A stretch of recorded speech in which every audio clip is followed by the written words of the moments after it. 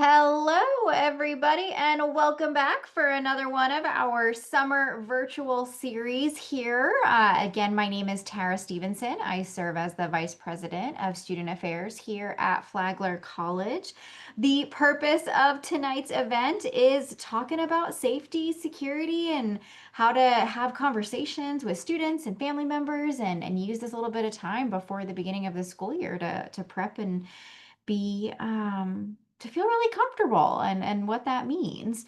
But just a couple housekeeping things, and then we'll let our guest introduce himself. We are working with our various campus partners to get the recordings from the past ones up. I think we've got 3 of our recordings up on the Flagler College YouTube channel. So you'll be able to see those if you've missed any. But we are hopeful to keep recording these and sharing them out as quickly as we can.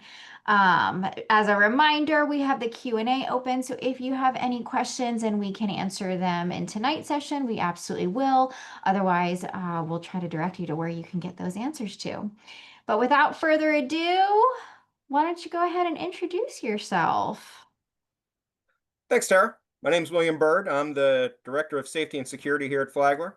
I've been here for 3 years, and yeah, we've done a lot of good stuff. We're going to keep growing. We got a good department going on right now. We got a lot of ex-law enforcement, a lot of ex-military, we got a lot of varied experience in here. We had at one point we had the former vice president of the Caterpillar company. He was working for us. Wayman, I knew that. he's a bit of a legend. Wayman's a good guy. He was part of the culture of the department, Uh-huh. and he managed to spread that around to the other officers and everyone's.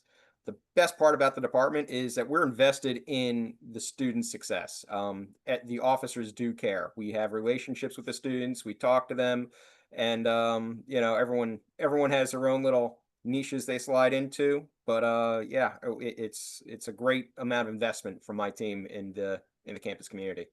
So true. But that's a great way for us to kind of jump into our agenda. So we want to be able to provide a little overview of what campus safety is, what the programs are, what the team is looking like, kind of some of your different tasks, and then different safety awareness pieces that we see, and then ways that our families can support students from home. And so you touched a little bit on the different team members that y'all have. But talk to us a little bit more about the personnel, what makes up the whole safety security team, and what does that coverage look like? Sure. We are on campus 24 hours a day, 7 days a week. We are Flagler's security. All right. We are internal to Flagler. We're not some external. We're not Allied Barton or any of the other, rent-a-cops you see out there. We are a different level of people. We all have professional backgrounds. We all had careers before we came here. This is our giving back. We want to make sure everyone has a future to go to, and that's our main goal. Myself, as former Secret Service, I was there for 11 years. Got into the private sector, and here I am. We do have former Atlanta PD. We have people from LA, Chicago, New York. We have very, very solid background with everybody here. So they're out patrolling, they're out looking. We do have motor vehicles patrolling the campus. We patrol on foot. We are toying with the concept of having a bike patrol, but when you guys come here, you'll see that the weather is not particularly cooperative, and there's a bit of We'll an chat about issue. that later. Yeah, that's later. That's Coming all good. later. It's clear right now outside, so I just checked. We're good. Um, so we're working on it. We are growing, and I think that's one of the biggest things I can emphasize. We're growing. Flagler's growing, and the security department is keeping up with it. We've brought in specialists from the Indianapolis Motor Speedway, former, and they are helping us grow our special events group, graduations, athletic events. We actually put on a couple concerts last semester, Tara. Those were good times Mhm. by the student affairs team, and we're bringing that level of professional experience into the school so that we can actually, protect it Be a better. part of it. You know, Yeah, it's yeah. growing into it. Well, Um, and one of the unique things you said, or you said 24 hours a day, 7 days a week. But one thing that I always like to tell people is it's 365 days a yes. year. Like security is every day. So whether it's a weekend, whether it's a holiday, we know some of our family members, their students can't necessarily fly home over Thanksgiving or, fall break or anything like that, and security is always here. Absolutely. We are there. And if they're, it's not, I'd say 363 might be a better count just on average. As we've mentioned, there's the looming weather. But if we're not there, nobody else is there either. Nobody's there, yeah. It's, I'm watching remotely. I'm a bit away, but I'm never far, and we're keeping an eye on it. Yeah. So yeah, if there is a student on that campus, we will have security personnel there. Yeah. And so can you share kind of where the security hubs are on campus and where people can like see security? Sure. Well, I mean, we're all over campus, but the primary places that we're going to have is the Ponce Rotunda. That is our primary. We do have a officer dedicated to being in the lobby of the rotunda. They're mostly there to keep an eye on the dining hall, which is one of our high priority places to keep security up. That's where everyone's going to go to eat. That's open all the time. So we have an officer posted in that area. So if you need something, you can go there. During the weekends and afternoon hours and the overnight hours, the Ponce office, which is affectionately called the Fishbowl, by a good deal of the campus community. And when you see it, you'll know it's an old school bank teller office setup, and they've got a plexiglass across it. So yeah, you can see them and we can see you. The actual professional, the business offices for the security team, we're over in the A-Bear complex in the Commons. And that's where you'll get your IDs. That's where parking is. So that's where you get a parking pass, which I strongly encourage everyone to do. Please get a parking pass. It makes everyone's life easier. My office is there, and that's open Monday through Friday, 7 o'clock to 3 o'clock ish. But there will be the occasional officer there if there is some sort of special need. If a student needs an ID at the last minute, if they're coming in, if there's a commuter student or something like that, they can't get in during the regular business hours, we can detail an officer over there and they'll take care of that for them. That's where we operate out of. Yeah. So you mentioned transportation. Let's kind of jump around our agenda a little bit. Sure. We have our parking office that is separate from safety and security, but we've got some different reminders for cars and bikes that we like to share with our families, and then the campus escort and safe ride services when our students are walking. Can you talk about those? Sure. I'll start with the safe ride because that is very closely tied to the transportation. The safe rides are available when we don't have a transportation circuit going. And the transportation circuit goes from Sebastian to FEC A-Bear to the Ponce. It's a set schedule that Hmm. is very visible around campus on the security website. It's set, and this is going to be our third year using it. We've managed to dial it in a little bit so that the students will have time to get dropped off, maybe go get themselves a sausage biscuit if they want to, and then get themselves to class on time. Um, and so they're not waiting around too much. That goes until about 6 p.m. every night. And after that, we have the safe rides start. And the safe rides is, hey, it's dark out, student needs a ride somewhere on campus. They call the security line, which is 200 from a campus landline, 819-6200 if you're calling in from a cell phone or something. And you call up the security desk and say, hey, I'm over. We'll say you're dropping your car off for the evening over at the parking garage and you're living in Lewis. All right, I need a ride to Lewis. I'm over at the parking garage, and we will send an officer in a van to get you. If the van's not there, we will send someone on foot to get you. And we will walk you wherever you need to go. Something we have started introducing and bringing into that along with the Safe Ride program, it expands beyond campus. That's not to say we'll give you a ride to have a good time, but if you have a good time and you're concerned about getting yourselves back to campus safely, we will come get you within a reasonable distance, say about 2 miles. And that covers a quite large amount of area where you'll have it. That's the entire downtown area and a little bit over the bridge that we will come get you and make sure you get back safely. Um, what else we got to talk about? I was gonna say, I think bikes. We get a Bikes. lot of questions about, it's a downtown area. I'd like to bring a bike or, something like that. What can you share? Absolutely. One of the biggest issues that we have on campus, the crime that we have the absolute most, and I do look at it as fortunate that it is such thing as that. It's bike theft. All right. If there, it is the highest number that we got is bike theft. My advice, if you come to campus and bring a bike, get a U-lock. We do have a program that when you come to campus, we've had the SAPD, St. Augustine Police Department, donate U-locks to our department, and we have about 25. That's what we've needed. That's what the students have come to get. If you bring your bike in, if you register it, so that means we'll get you a Department of Public Safety sticker on your bike. We'll make sure we have the serial number, which makes it easier for SAPD to track your bike if it does get stolen. And you do that, you register with us, we give you a U-lock as long as we have those supplied. Um, Again, strongly encourage U-locks. It takes forever to get through those things. You have these chain locks that are good. We've watched people rip right through those things. They won't stop you. We got a lot of students wanting to bring in the e-bikes. Um, I strongly encourage you not to do that.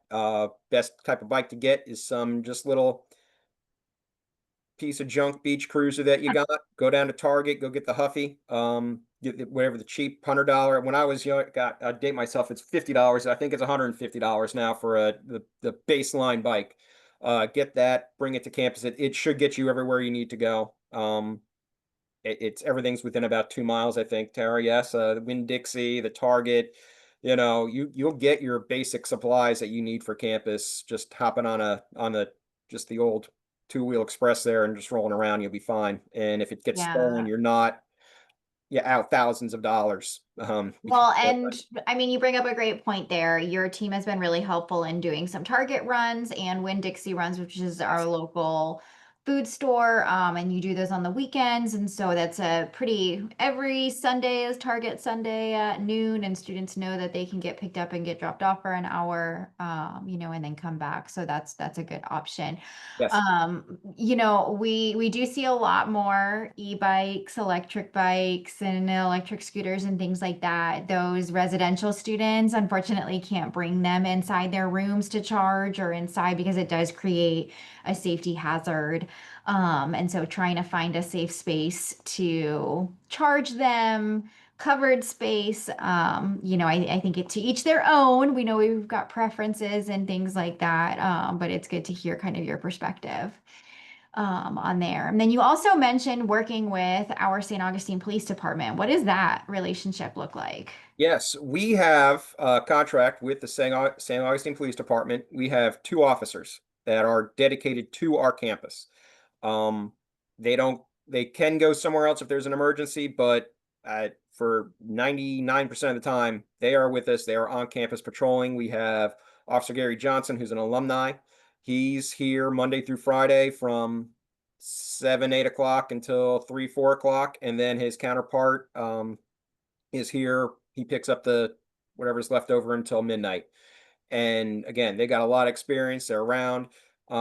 If you Gary puts on Coffee with a Cop on Wednesdays, which is you know, it oh, it's slipping my mind, Tara. What am I looking for? It's the co-curricular activity. Oh. You get points for that if you stop by and talk to Gary. He will try to recruit you into SAPD, or he's really expanded into any real emergency responders. So he's got several students that are interested in police work or fire department. He's managed to get them into a nice pipeline into going into those professions as well. And they've been very positive in their departments when they've gone there. But yeah, they come in, we check in with them every day. They're around, but really it's if they've ever been to campus, everyone's seen the campus. You drive by both the fire department and the police department. Our building, the Bear complex, is sandwiched between the headquarters for police and the headquarters for the fire department. And honestly, I can't cross campus without seeing somebody from SAPD or the fire department patrolling around, going on a run, coming back from a run, going to get lunch.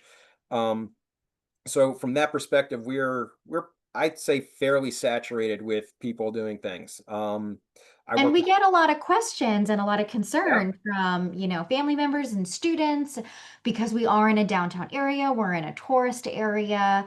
So talk to us a little bit about that, about what you share with students and families. Sure. Well, and that's part of what we do with Gary is yeah, we will check the crime reports from SAPD every day. So we know what's happened around the campus. And when I say around, it's pretty much the entire St. Augustine jurisdiction there, which is a pretty decent sized area. And we do have access to the information that they have. So if there's a specific incident, if there's something urgent that we need to know about, if there's something going on at another school, maybe there's something going on downtown. We did have a incident about a year ago, maybe a year and a half ago, where there was an issue up at the McDonald's north of the campus. We got that information from San Augustine PD, and we were able to watch it and get the campus starting to prepare to possibly have a response to that. Fortunately, we did not have to do that, but we did have that information flow, and we were ready. We use our Omni Alert program, which is a great program. All the students are automatically enrolled in it when they start classes, and that's the main communication that we use to get out emergency information. You'll see it for weather. You'll see it for if there's somebody to look at, if there's a particular set of crimes that are going on that we need to alert the campus about. Fortunately, don't really have a whole lot of issues to really report on. There hasn't been a lot of need for it. Mostly it has been weather. Um, we are familiar with the campus population that is not students. There are plenty of homeless individuals that are around. We do have the churches that do like to try and take care of the less fortunate with us, and that does attract them. But we again, our presence, Gary's presence, SAPD's presence as a whole. We actually have a pretty good relationship with the local homeless population. We have not had a report of any harassment by them, mostly because we're actually going up and talking to them.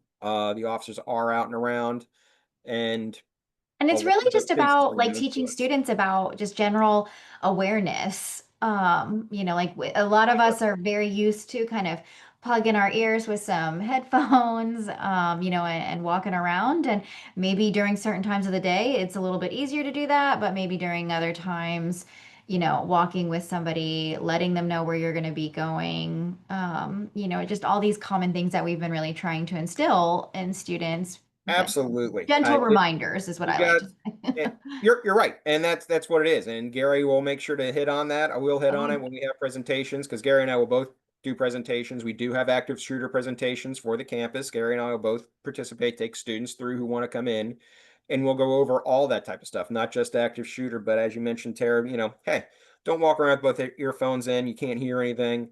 One of the other big things that we got is security, and people ask how safe is the campus? And the campus can only be as safe. I can bring in as much state of the art stuff that we have. We can bring in all the cameras in the world, which we do have a new system that we're just coming online now for part of the campus, all the access control stuff in the world.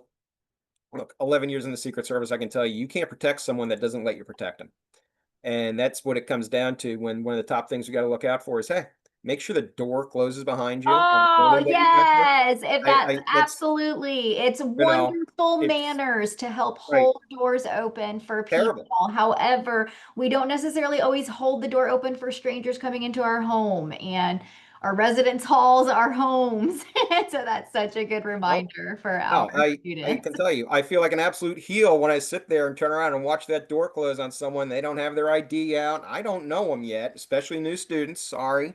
Once I get to know everyone, probably around October, November, and start recognizing some faces, I'll lean to popping the door open a little bit. But until then, it's got to be cold.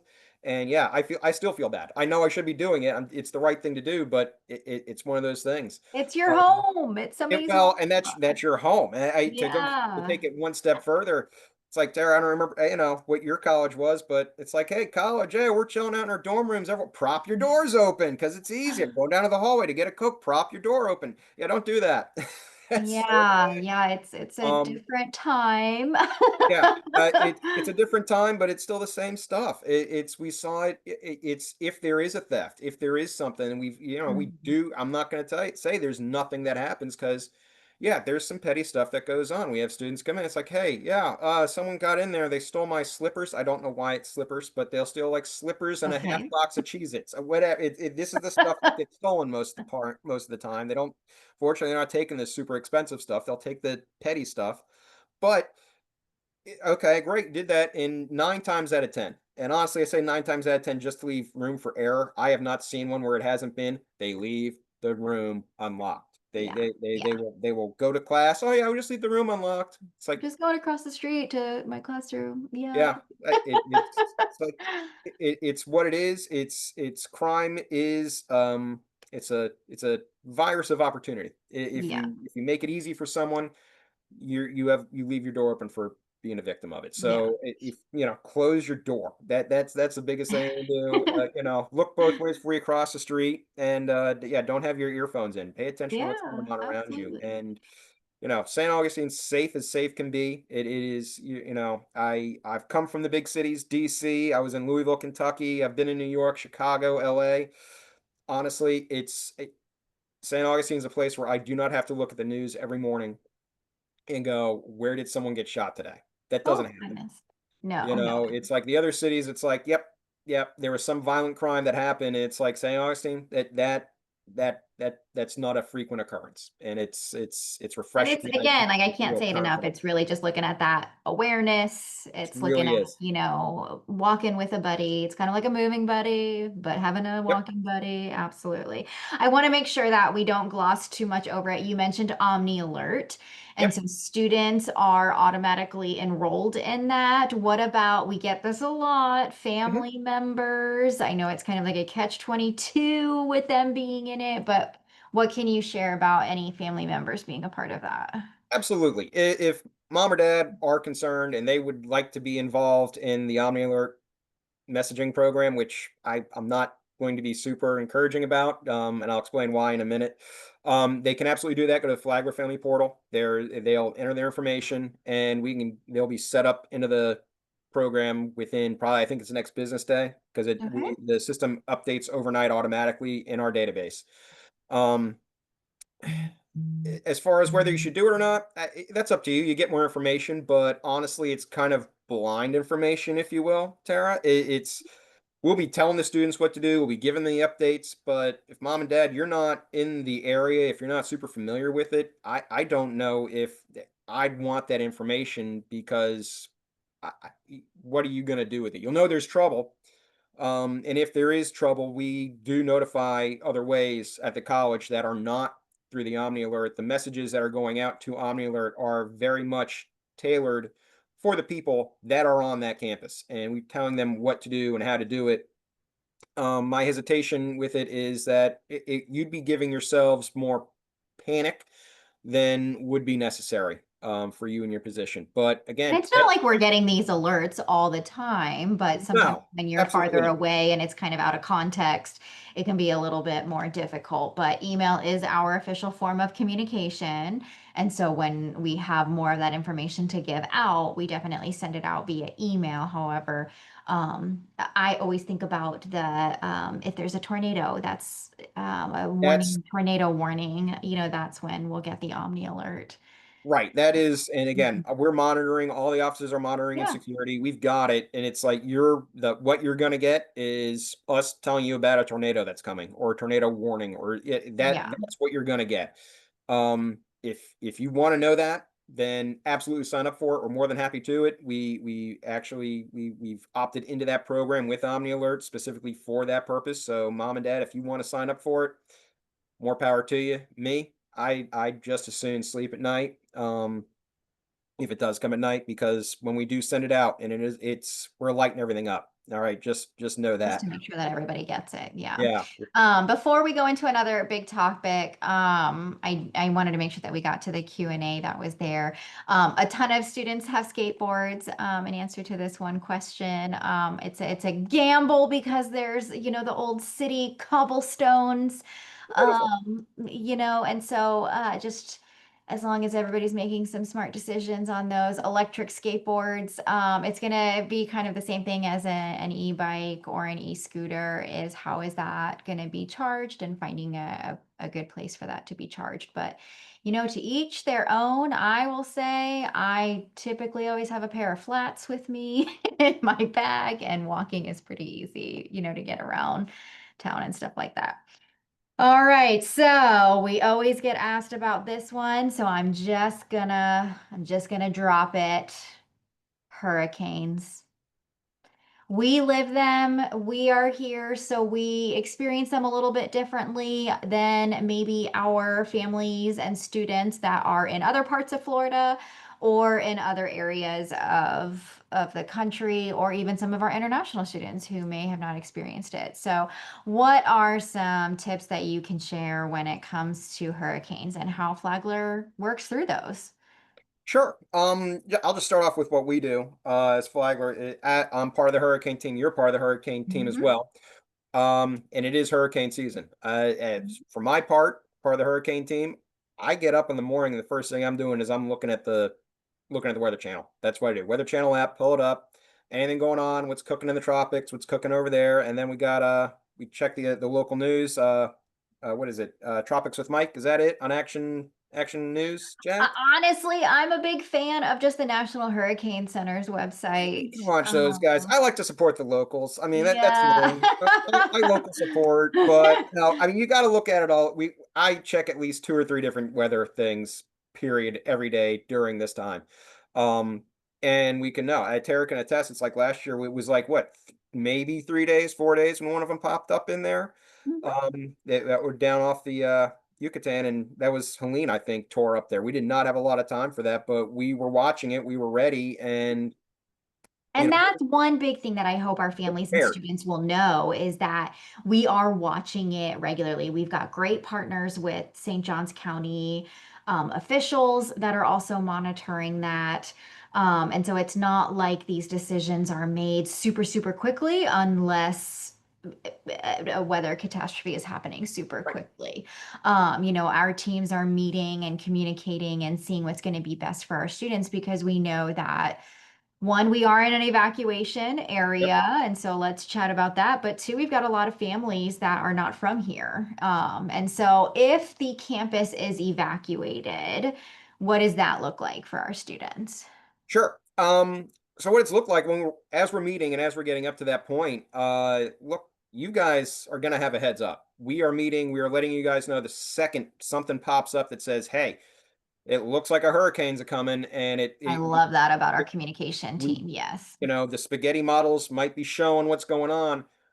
We're sending an omni alert out to you guys. All right. You're gonna know that okay, there's something of interest, there's something to pay attention to. And at that point, we're already starting to turn over. What do we got going on? Where are we going to go? Where's our stage? What's everything else? So, at that point, you know, maybe if, we're down here, start thinking about, get a backpack, get two or three changes of clothes in it. Or you don't even go that far. Just think about where you're going to go. You guys are going to have a evacuation plan when you come here before you're allowed to, take residence. So that's going to be registered. So just start making sure your mental game's going that this is where we're going to go. This is what we're going to do. And that's a good, like, I want to stop you right there because all of our incoming students have completed that hurricane evacuation or emergency evacuation plan as a part of their housing application. So if they are living on campus, that's already been a part of that application. That application was probably done in March. April. So it might be good to kind of dust it off a little bit and talk about what that looks like for your family. And it could be that your evacuation is to go down to Tampa and to visit with family that's down there. But we want to make sure that if you're going to another place that could be in the area of a hurricane, that you've got another option. But having a plan, feeling good about that plan and what that looks like, if that's going to be a plane ride, if that's going to be driving up to Atlanta with a group of friends, if that's going to be going to an area in Florida that's not in an evacuation area, but you're going with your roommate's family or something like that. Absolutely. I think to totally summarize it, be fluid. Have a plan, Mhm. know what you're doing, but be prepared to kind of change it a little bit. Maybe, it's we're only going to go, we can only best guess with things, and Yeah. that's ultimately what we're doing. That's the weather that they can get. But what you guys need to rest assured in is that we're going to err on the side of caution every Yes. time. It is. So you're going to hear about campus evacuation. It's like there is a very good chance that when we evacuate the campus, nothing's coming. It'll dissipate, it'll go shift north, it'll shift south. it won't hit the campus, and all of it will be for nothing. But it's going to be with enough time and with enough management that it'll interrupt things, but you'll be safe. And if you're following the instructions and doing what you're asked, everything will be good. Academics gets brought up a lot. Mhm. People are worried. Oh, what happens if everyone down here has lived it, been there. All the professors have seen it. They will not give you any flack for anything that happens with the hurricane. They go remote. And that's before we even decide to evacuate. It's like, oh, it's coming. It's going to be rainy and windy out. Okay, go remote. Hole up in your residence halls, and take care of yourselves. So we do stage it. It is, we'll give everyone 48 hours, Tara. I haven't seen us need to go too much further than that if we have to evacuate. And there's And always that's, three yeah, it's sections, and really, it's always going to be where we're going to go. It's like, okay, hey, the plan fell apart. What are we going to do? We're going to work with you to make sure that yes, you're taken somewhere safe. All right. If yes. there is a shelter issue that does come up, you will have a flagler member with you in that shelter. Not each student, but we will have a group of students with that flagler person. And they'll go to the shelter with you if we have to. Yeah, no, absolutely. I know one of the questions that's in here is what evacuation zone is the school in? And I'm always kind of like hesitant to answer that question because we may decide that we want to evacuate the school when the county or the surrounding area has not mandated Yes. an evacuation. However, if the county or the area that we're in has done a mandatory evacuation, then that does include the school and we will follow suit. And so I don't think I gave a direct answer to that question. I myself would have to look at the evacuation map to know what the zone is. But I what does make me hopefully feel a little bit better with everybody else is that we'll make a decision that we feel is best for our students and our campus. Yeah, I mean, we're low lying enough. I think it's A, Tara, that we're actually in. It's the first one, but we're barely in it. We're on the back end of it. As soon as you cross over Route One, which is the street that borders the west side of campus, you're out of that primary evacuation zone. As a matter of fact, I believe Sebastian, our the more Mhm. senior residence hall, is not in the evacuation zone, nor is our the athletics complex. Mhm. Um, so it's not far to get out of that. Get Golf Village or something like that is a very Mhm. close option for Yeah. really easy. But like you did say, one thing that COVID did teach us is that we can work a little bit more virtually when needed. And so yes, our, campus is very understanding and academics are very understanding, but if students are choosing to evacuate, if they are leaving, bring those books, bring those computers, and things like that, because there may be, some expectations especially for those students that decide to go a little bit farther away just out of, more caution, and they're not able to get back necessarily right away when campus reopens. Um, to have that stuff. That is one thing is we don't reopen campus until campus has been deemed, I want to say reopenable, but that's not a word. But Safe, it our might be a better word. Clear. It's Joe Bruce and I looking at it. Mostly Joe Bruce, our head of maintenance. That's Yeah, yeah, we've got people he's walking through, making sure that campus is good. And again, with the communication, we are absolutely. constantly, letting people know kind of how we're evaluating things. What are some other just maybe generalized resources or other tips that you could give to our families as they're thinking about hurricanes, safety overall? Hurricane wise, I'd say go, it's hurricane season. It's not hard to find some of the local news channels and go look up the hurricane safety stuff. That really, I mean, honestly, it hasn't changed I mean, I might be 3 years at the college, but I've been Florida alien here for about 45 years. My family's been down here, so I've been through it. I've seen it. Make sure you store some non-perishable stuff. Keep a couple bottles of water, well, gallons of water maybe, just in case. Just make sure you're regularly stocked until we're out of it in November, and you're good. The public safety department, we keep some bottles of water on hand just in case. We stock up a little bit. You don't know. Um, as far as general safety goes and everything else, one thing I do want to encourage everyone to do, go look up our Clery report.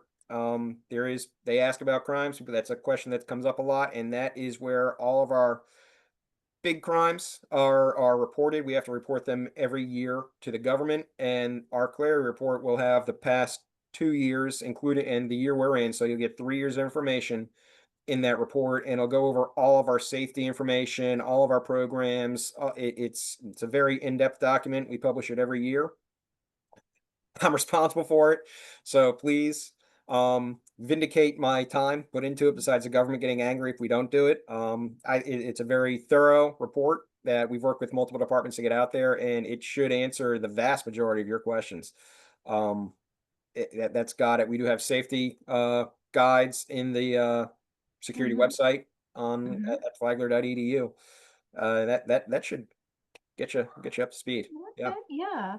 I always like at this point to kind of put little reminders out for our families and students to kind of take time now to figure out what those communication expectations look like for you all as a family unit. And so sometimes we get families that reach out to our campus security and say, I haven't heard from my student all day. Can you go check on them? And they're absolutely fine, but they just didn't feel the need to do a check-in. We have other students that have worked with their family members to send at least a morning message or things like that. So just what does that communication look like? What are you wanting as those touch points with your student? And letting them know that they're enjoying things and stuff like that. I think another question that sometimes we get is family members may want to know if their students have come across your desk in any way, if they've gotten in trouble or things like that. And so, what information are you able to share?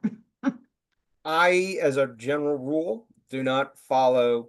We do not give out that information. If their student, usually the way it comes across the desk, the student has already gotten themselves in trouble and have told their parents that they're in trouble. Um, my advice to the parents on a regular has always been, it's like if they're in there, it's like we've got a report, but we give the report to the student. If there's an issue, ask the student to request a copy of the report. We will be more than happy to give them that report, and they can bring it to you, and it'll fill in some blanks possibly. There's always different sides to a story, always different sides to a story, and we try to fully color it in there. So, if there is, and this is the more, hey, the student got in trouble, not there's something deadly or dangerous going on. That's a whole different, you know, Absolutely. that's a whole Yeah. different group. We won't, we're not trying to play coy, but these are adults. We do treat them as such. I got a 15 and 16-year-old myself, so I'm not I know where everybody's at with it. But we do have to abide by FERPA, and we do operate as if we are covered by FERPA. Yeah. So we cannot release information to you, but I will release everything to the student, and they can give it to you guys. Yeah, absolutely. Absolutely. Well, safety and security and all this stuff is always a real page turner, fun topic, but we know that it's important for our families. And we know that this is what causes a lot of angst sometimes. And I always like to make sure that we're letting our families and students know that like we're here to care for you. Bill, you just mentioned you've got a 15 and 16-year-old. I've got a 13-year-old. And I think like, oh my goodness, what would it be like to send them away? And one thing that I hope our families know is that we're here to care for your student and that we're here to make sure that they feel empowered to kind of make their own choices, but that they're also taking accountability and kind of knowing how to navigate this whole new world. If anybody has any additional questions or wants to dive into any more of these topics, how can they get a hold of your team? You can get a hold of me or the team at you can get security@flagler.edu is the email, and that goes to every officer. That's everybody. My email is wbird at flagler.edu, and if you have any questions, I'm more than happy to answer it. Our phone number is 904-819-6200, and that will get you to the our main switchboard, which is staffed 24 hours a day, 7 days a Mhm. week, 363-ish days out of the year. Um, we'll be there. Hopefully it's 365, because if it is, nothing happened, right? Good. So we will get back to you as soon as we can, and yeah, it's very important that we have you guys as partners with helping keep your children safe, and we want everyone to have a real safe, fun time at college, and Flagler's a Yeah. good place to do it. Yeah, absolutely. Well, because you'll look at them as a child. We'll look at them as a student, which I know is kind of rich as I say this because I'm like, oh my gosh, what is it going to be like when my own 13-year-old has to go there to a college? I'm still going to absolutely look at them as a child.